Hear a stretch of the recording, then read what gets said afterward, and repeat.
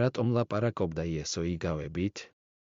იმიტომ, რომ მარტივი გამოსახულებები მალავს ღრმა ჭეშმარიტებებს ადამიანის სულის მდგომარეობის, ღვთის უსაზღრო მადლისა და ჩვენი ქმედებების მიმართ ჩვენი მკაცრი პასუხისმგებლობის შესახებ.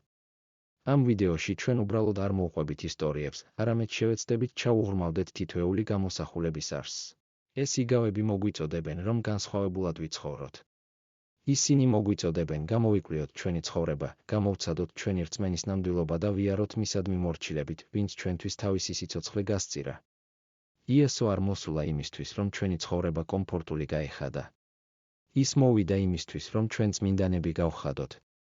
და ეს გაკვეთილები არ დარჩეს მხოლოდ ცოდნად ჩვენს თავებში, არამედ გაიდგას ფესვები ჩვენს გულებში და გამოიტანოს მარადიული ნაყოფი ჩვენს ცხოვრებაში. დოგვის მარცვლის იგავი. სამეფო პატარათი იწყება, მაგრამ ძლიერი ხდება. მათე 13:31-32. იესო ცათა სამეფოს მდოგვის მარცვალს ადარებს, რომელიც ყველა თესლს შორის ყველაზე პატარაა, მაგრამ დათესვის შემდეგ იზრდება და იმდენად დიდხედ იქცევა, რომ ცის ფრინველები მოდიან და მის ტოტებში ბუდობენ. ეს იგავი გვასწავლის, რომ ღვთის სამეფო ხშირად პატარათი იწყება, ერთი შეხედვით უმნიშვნელო, მაგრამ უზარმაზარ და გავლენიან რაღაცად იზრდება. როდესაც იესომ ეს სიტყვები წარმოთქვა, მისი მსახურება პატარა ჩანდა, მუჭა მოწაფეები, პოლიტიკური ძალაუფლების, სიმდიდრის ჯარის გარეშე. დღეს კი ქრისტიანობა მთელ მსოფლიოში ვრცელდება. ის, რაც ერთი ადამიანითა და 12 მიმდევრით დაიწყო, ერებს გარდაქმნიდა, ისტორიას ქმნიდა და მილიარდობით ადამიანს ხსნა მოუტანა. დოგვის მარცვლის იგავი გვახსენებს, რომ ღმერთი მოკრძალებული დასაწყისით მოქმედებს. ეს გაკვეთილი განსაკუთრებით მნიშვნელოვანია მათთვის, ვინც თვლის, რომ მათი წვლილი ძალიან მცირეა იმისთვის, რომ მნიშვნელოვანი იყოს. შეიძლება არ იყოთ ცნობილი მქადაგებელი, მდიდარი დონორი ან გავლენიანი ლიდერი. მაგრამ თუ ერთგული ხართ იმის მიმართ, რაც ღმერთმა მოგცათ, მას შეუძლია ეს ყოველგვარ წარმოდგენაზე მეტად გაამრავლოს.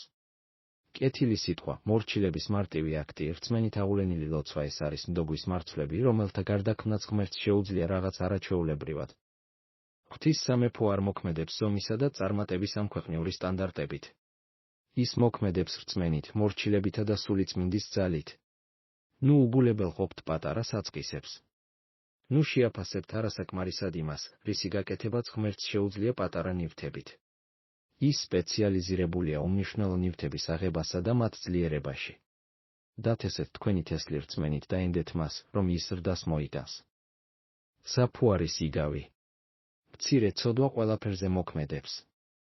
მათე 13:33. იესო ცათა სასუფეველს საფუარს ადარებს, რომელიც ერთმა ქალმა აიღო და სამ საწყავ ფქვილში დამალა, სანამ არ გაფუვდა. მიუხედავად იმისა, რომ ამიგავს დადებითი გამოყენება აქვს, სასუფეველი ვრცელდება და ყველაფერზე მოქმედებს, რასაც შეეხება საფუარი წმინდა წერილში ასევე გამოიყენება ცოდვის სიმბოლოდ. 1 კორინთელთა 5:6-7-ში პავლე აფრთხილებს, განაარიცით, რომ მცირე საფუარი მთელ ცომს აფუებს. ამიტომ გაწმინდეთ ძველი საფუარი, რათა ახალი ცომი იყოთ. ეს მნიშვნელოვან ჭეშმარიტებას ავლენს, ცოდვა საფუარის მსგავსად ვრცელდება. ის პატარა იწყება, მაგრამ თუ უკონტროლო დარჩება, ყველაფერს მოიცავს. მცირე კომპრომისი უფრო დიდ ცოდვამდე მიგვიყვანს. დაფარული ცოდვა საბოლოოდ გამოაშკარავდება. ის, რასაც ფარულად ვიტანთ, საბოლოოდ გაგვაკონტროლებს. ეს იგავი ჩვენთვის გაფრთხილებაა. ჩვენ არ შეგვიძლია დაუშვათ, რომ ცოდვა ჩვენში უკონტროლოდ დარჩეს. ჩვენ არ შეგვიძლია ავიტანოთ სრულ სწავლება, უზნეობა ან კომპრომისი იმის ფიქრით, რომ ისინი შეიკავება. ეს არ მოხდება. ცოდვა ვრცელდება. ის ხრწნის. ის ანადგურებს. სწორედ ამიტომ უბრძანებს პავლე ეკლესიას, გაწმინდოს ძველი საფუარი გადამწყვეტად ებრძოლოს ცოდვას და დაიცვას ქრისტეს სხეულის სიწმინდე. ასევე აქტუალურია გაკვეთილი ინდივიდებისთვის. რომელ მცირე ცოდვას იტანთ თქვენს ცხოვრებაში? რა კომპრომისზე უშვებთ საკუთარ თავს? შეიძლება ახლა უმნიშვნელოდ მოგეჩვენოთ, მაგრამ საფუარი ნელა, ჩუმად მოქმედებს, სანამ ყველაფერზე არ იმოქმედებს. სწრაფად და სრულად ებრძოლეთ ცოდვას. ნუ მისცემთ მას საშუალებას, რომ ფესვები გაიდგას.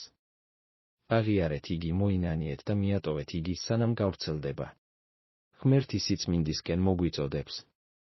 ის მოგვიწოდებს ვიყოთ ახალი ცომი, უცოლო, სუფთა და გამოყოფილი. ნუ შეაფასებთ ცოდვის ძალას. ცოტა საფუარი მთელ ცომს აფუებს. დაიცავით თქვენი გული, დაიცავით თქვენი სახლი და დაიცავით ეკლესია. იცხოვრეთ სინათლეში და ნუ მისცემთ ცოდვას ზრდის საშუალებას. ძვირფასი მარგალიტის იგავი. სამეფო ყველაფერი ღირს. მათე 13:45-46. იესო ამბობს, ისევ ცათა სასუფეველი ჰგავს ვაჭარს, რომელიც ლამაზ მარგალიტებს ეძებს.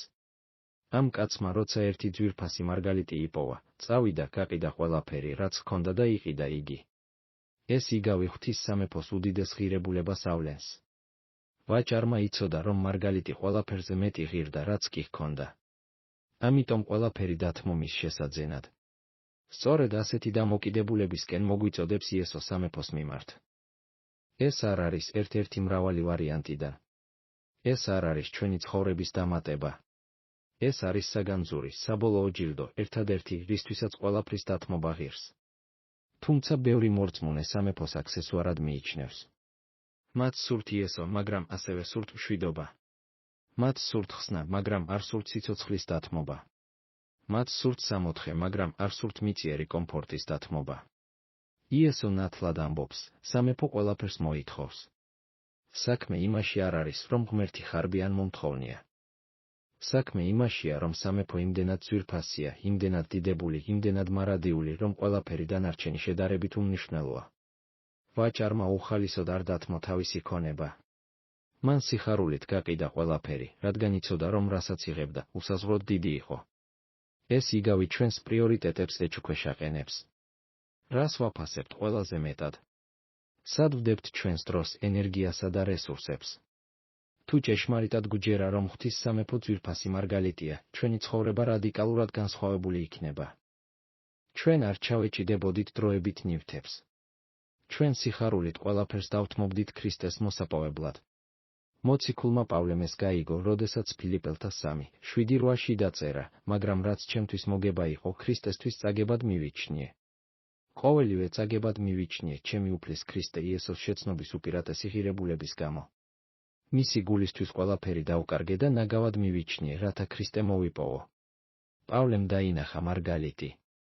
მან გაიგო მისი ღირებულება და ყველაფერი დათმო მის დასამკვიდრებლად. ეს გაკვეთილი იგივე რადიკალური ერთგულებისკენ მოგვიწოდებს. ნუ დაკმაყოფილდებით გაყოფილი გულით. ნუ ეცდები ერთი ხელით სამყაროს მოჭიდებას და მეორეთი სამეფოსკენ სწრაფვას. იესომ თქვა, ვერავინ ემსახურება ორ ბატონს. შენ უნდა აირჩიო. და როდესაც ნამდვილად დაინახავ სამეფოს ღირებულებას, არჩევანის გაკეთება ადვილი ხდება. მარგალიტი ღირს ამად. ბრძენი და უგუნური მშენებლების იგავი. თქვენი საძირკველი განსაზღვრავს თქვენს მომავალს. მათე 7:24-27. იესო მთაზე ქადაგებას ორი მშენებლის იგავით ასრულებს. ერთმა კაცმა სახლი კლდეზე ააშენა და როდესაც ქარიშხლები დაიწყო, ის მტკიცედ იდგა. მეორემ სახლი ქვიშაზე ააშენა და როდესაც ქარიშხლები დაიწყო, ის დიდი ნგრევით ჩამოინგრა. იესო განმარტავს, რომ ისინი, ვინც მის სიტყვებს ისმენენ და მათ შესაბამისად მოქმედებენ, გვანან ბრძენ კაცს, რომელმაც კლდეზე ააშენა. ისინი, ვინც მის სიტყვებს ისმენენ, მაგრამ არ მოქმედებენ, გვანან უგუნურ კაცს, რომელმაც ქვიშაზე ააშენა. ეს იგავი საბოლოო და სასწრაფო გაფრთხილებაა. საკმარისი არ არის მხოლოდ ღვთის სიტყვის მოსმენა. საკმარისი არ არის მხოლოდ ეკლესიაში სიარული, ლოცვა ან თუნდაც ბიბლიური სწავლებების დათანხმება. ჭეშმარიტი სიბრძნე მორჩილებით ვლინდება. ჩვენი ცხოვრების საფუძველი არ არის ის, რაც ვიცით, არამედ ის, თუ რას ვაკეთებთ იმით, რაც ვიცით. ორივე მშენებელმა ერთი და იგივე ცნობა მოისმინა. ორივემ ერთი და იგივე ჭეშმარიტება გაიცნო. განსხვავება მათ რეაქციაში იყო. ერთი დაემორჩილა, მეორე არა. როდესაც ცხოვრებისეული ქარიშხლები მოვიდა და ორივეს დაატყდა თავს, შედეგი საძირკველმა განსაზღვრა. მორჩილებაზე აშენებული სახლი მტკიცედ იდგა. მოსმენაზე აშენებული სახლი კი საქმის გარეშე ჩამოინგრა. ეს იგავი თვითმოტყუების საფრთხეს ააშკარავებს. ბევრი ადამიანი ფიქრობს, რომ უსაფრთხოა, რადგან მოისმინა სახარება, წლების განმავლობაში დადიოდა ეკლესიაში ან თავს ქრისტიანებს უწოდებდა. მაგრამ მორჩილების გარეშე საფუძველი არ არსებობს. იაკობის 1:22 იმეორებს ამ ჭეშმარიტებას, იყავით სიტყვის შემსრულებლები და არა მხოლოდ მსმენელები, რომლებიც თავს მოატყუებენ. ქარიშხლები მოვა. განსაცდელები, ცდუნებები, ტანჯვა და საბოლოოდ სამსჯავრო ეს ყველაფერი ჩვენი ცხოვრების საფუძველს გამოცდის. კითხვა არ არის, მოვა თუ არა ქარიშხალი, არამედ ის, დავდგებით თუ არა ჩვენ, როცა ის მოვა. და ეს მთლიანად დამოკიდებულია იმაზე, ავაშენეთ თუ არა ჩვენი ცხოვრება ქრისტესადმი მორჩილების კლდეზე თუ რელიგიური საფარის ქვიშაზე. ეს გაკვეთილი ერთდროულად გაფრთხილებაცაა და მოწვევაც. თუ მოისმინეთ, მაგრამ არ იმოქმედეთ, ახლა დროა კლდეზე ააშენოთ. დაიწყეთ და ემორჩილოთ იმას, რაც იცით. გამოიყენეთ ღვთის სიტყვა პრაქტიკაში. იცხოვր ერთმანეთ შენი ყოველდღიური არჩევანის, ურთიერთობებისა და პრიორიტეტების მიმართ. ააშენე გონივრულად, რადგან ქარიშხალი მოდის და მხოლოდ ისინი გადარჩებიან, ვინც ქრისტეზე ააშენა. ცხვრებისა და თხების იგავი. როგორ ვექცევით ცხვრებს, ჩვენს ჭეშმარიტ რწმენას ამჟღავნებს. მათე 25:41-46.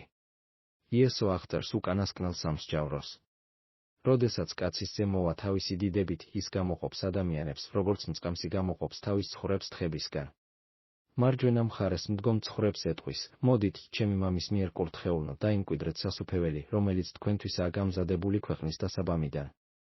რადგან მშიოდა და მომეცით საჭმელი მწყუროდა და მასვით უცხო ვიყავი და მიმიღეთ შიშველი ვიყავი და შემოსეთავად ვიყავი და მომინახულეთ საპყრობილეში ვიყავი და მოხვედით ჩემთან.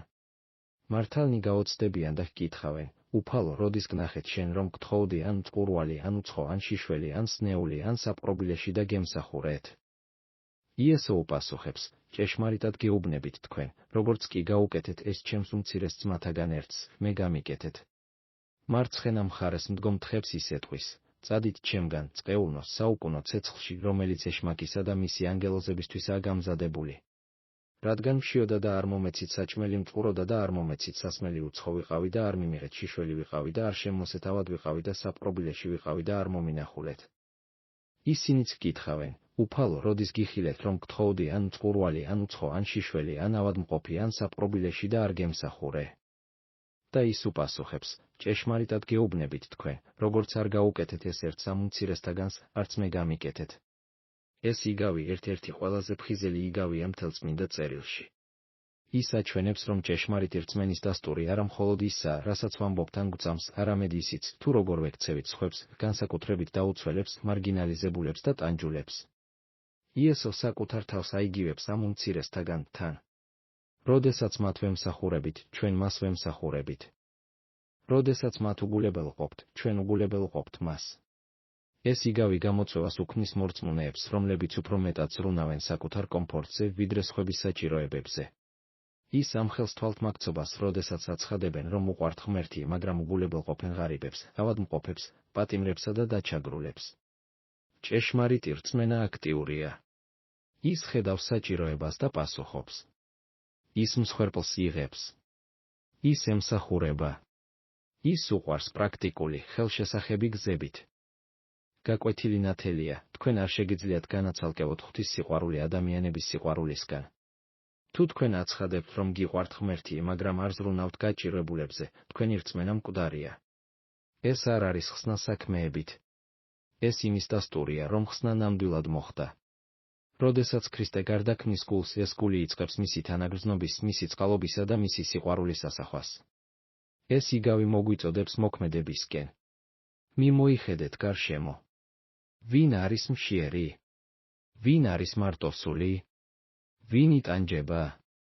ნუ შებრუნდებით. ნუ იბადებით. შეხედეთ მათ ისე, როგორც იესო ხედავს მათ და უპასუხეთ ისე, როგორც ის მოიქცეოდა. თქვენი მარადიული ბედი შეიძლება ამაზე იყოს დამოკიდებული. რადგან ამ უმცირესთაგან ყველაზე მცირეს მსახურებით, თქვენ თავად ქრისტეს ემსახურებით. ბოროტი მოახლეების იგავი. ღვთისმაცნეების უარყოფა სამსჯავროს მოაქვს. მათე 21:33-44. იესო მოგვითხრობს სახლის პატრონის ისტორიას, რომელმაც ვენახი გააშენა, მე ვენახეებს გააქირავა და წავიდა. როდესაც მოსავლის აღების დრო დადგა, მან მონები გაგზავნა ნაყოფის ასაღებად. მაგრამ მე ვენახეებმა ერთი მონასცემეს, მეორე მოკლეს და მესამე ჩაქოლეს. სახლის პატრონმა კიდევ მონები გაგზავნა და მათაც იგივე მოექცნენ. ბოლოს თავისი ვაჟი გაგზავნა და იფიქრა, პატივს სცემენ ჩემს შვილს. მაგრამ მე ვენახეებმა თქვეს, ეს არის მემკვიდრე, მოდი, მოუკლათ და მისი მემკვიდრეობა წავართმევთ. ამიტომ მოკლეს იგი. იესო ეკითხება, როცა ვენახის პატრონი მოვა, რას უზამს ამ მევენახეებს? ხალხი პასუხობს, ის საშინლად მოკლავს ამ ბოროტ კაცებს და ვენახს სხვა მევენახეებს გააქირავებს, რომლებიც ნაყოფს თავის დროზე მისცემენ.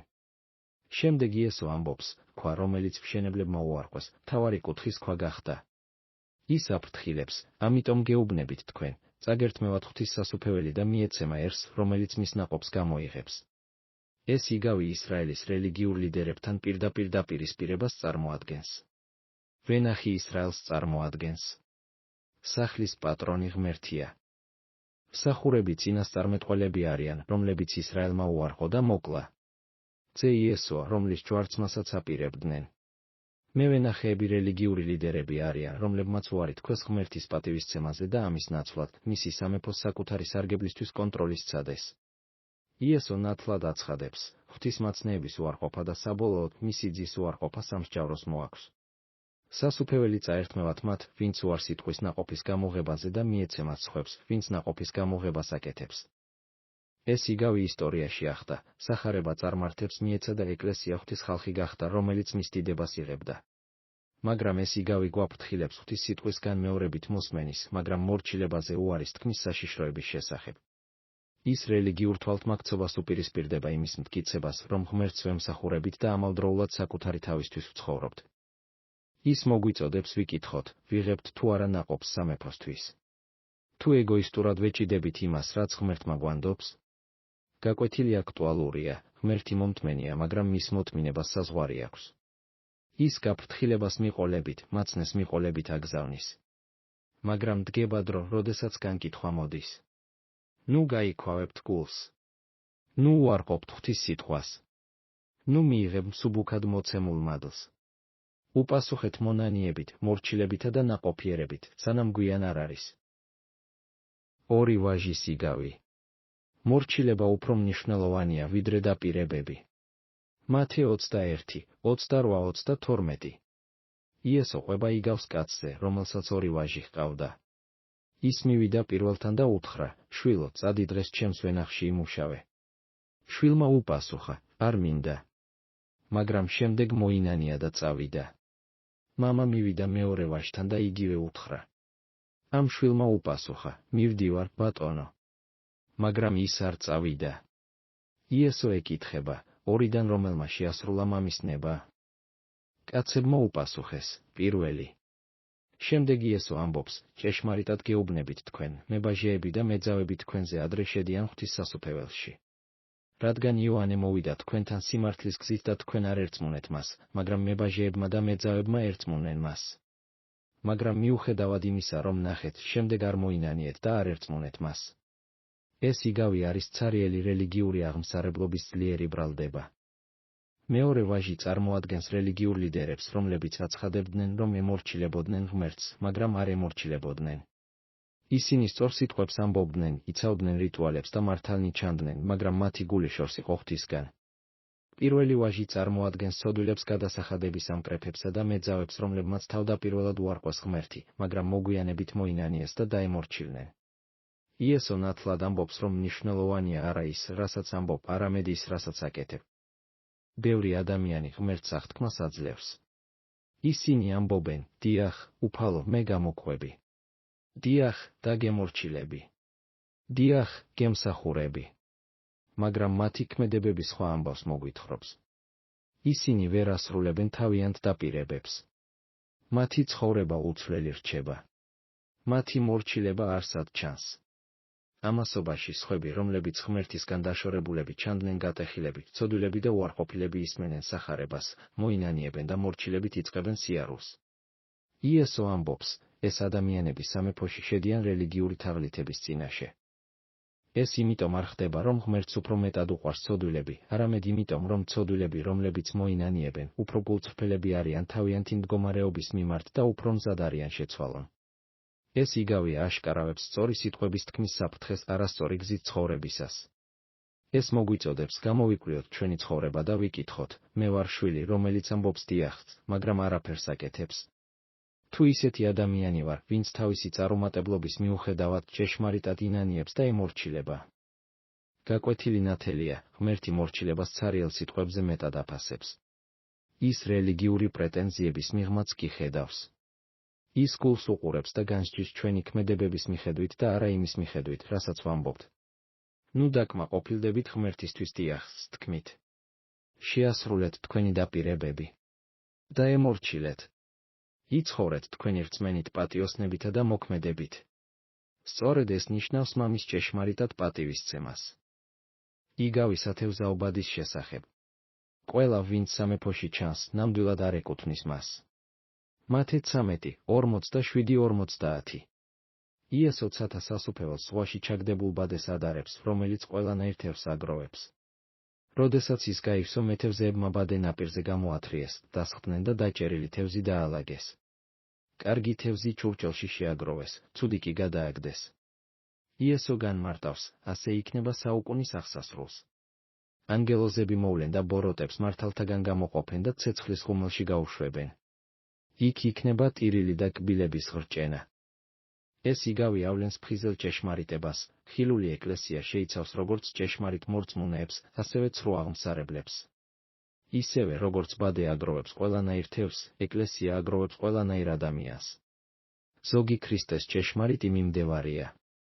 სხვები მხოლოდ მორწმუნედ გამოიყურებიან, მაგრამ არასდროს დაბადებულან ჭეშმარიტად ხელახლა.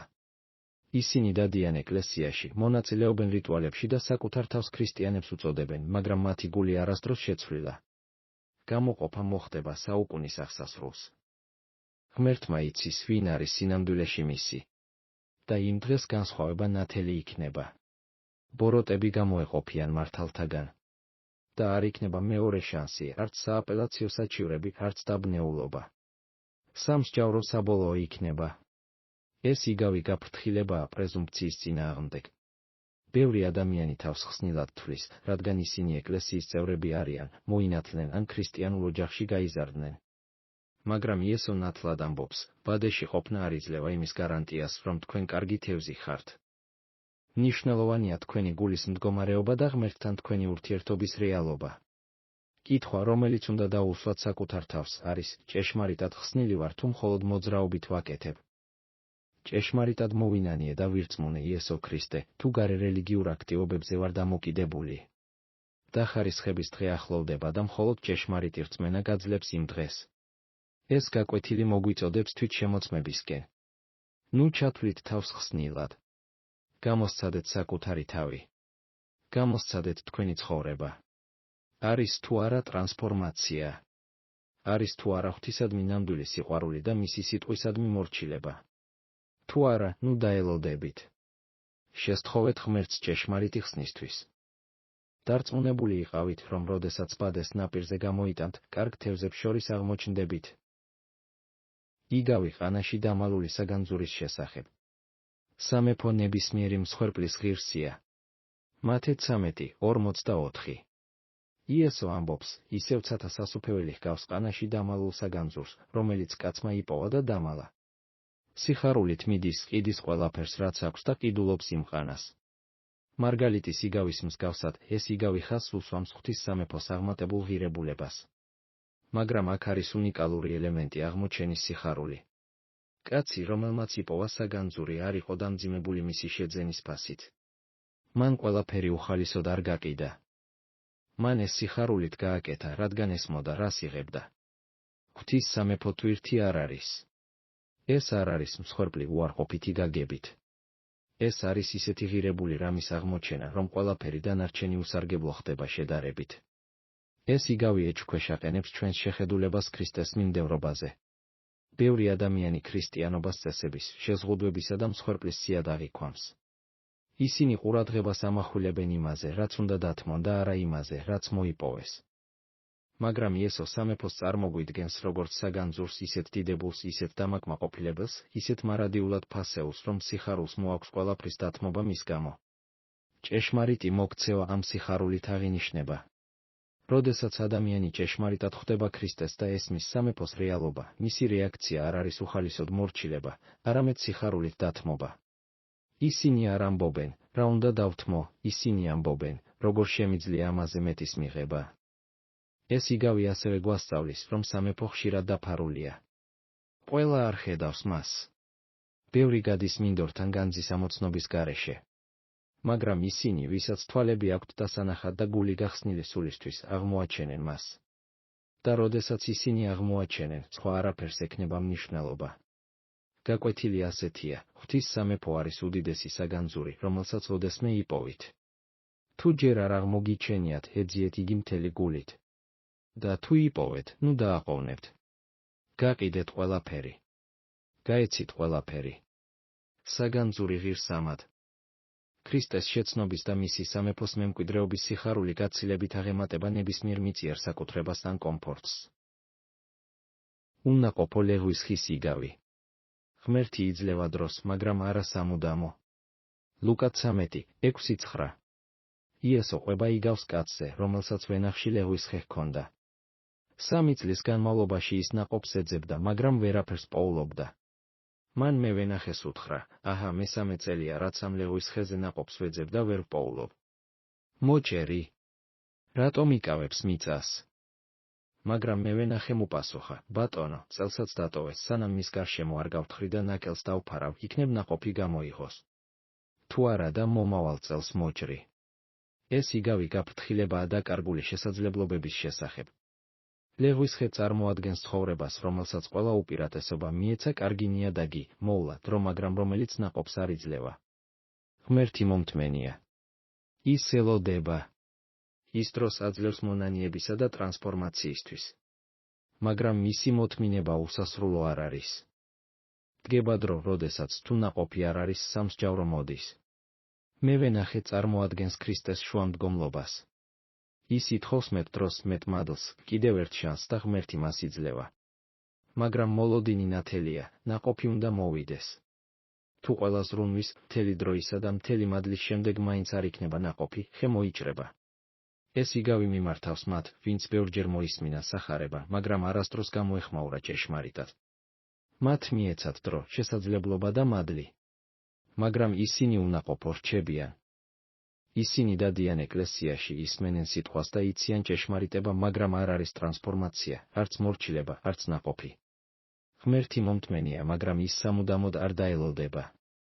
გაკვეთილი აქტუალურია, ნუ დაეყრდნობით ღვთის მადლს.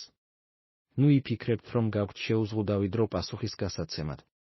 დღეს არის ხსნის დღე. ახლა არის ნაყოფის გამოღების დრო. გამოიკვლიეთ თქვენი ცხოვრება. არის თუ არა ნაყოფი? არის თუ არა ნამდვილი რწმენის მტკიცებულება? თუ არა მოინანიეთ ახლავე. მიმართეთ ღმერთს, სანამ ჯერ კიდევ არის დრო. რადგან განკითხვის დღე ახლოვდება და ისინი, ვინც უნაყოფოდ არჩება, მოიჭრებიან. ეს იგავები მოგვიწოდებენ, რომ განსხვავებულად ვიცხოვროთ. ისინი მოგვიწოდებენ, გამოვიკვლიოთ ჩვენი ცხოვრება, გამოვცადოთ ჩვენი რწმენის ნამდვილობა და ვიაროთ მისადმი მორჩილებით, ვინც ჩვენთვის თავისი სიცოცხლე გასწირა. იესო არ მოსულა იმისთვის, რომ ჩვენი ცხოვრება კომფორტული გაეხადა. ის მოვიდა იმისთვის, რომ ჩვენ წმინდანები გავხადოთ. და ეს გაკვეთილები არ დარჩეს მხოლოდ ცოდნად ჩვენს თავებში, არამედ გაიდგას ფესვები ჩვენს გულებში და გამოიტანოს მარადიული ნაყოფი ჩვენს ცხოვრებაში.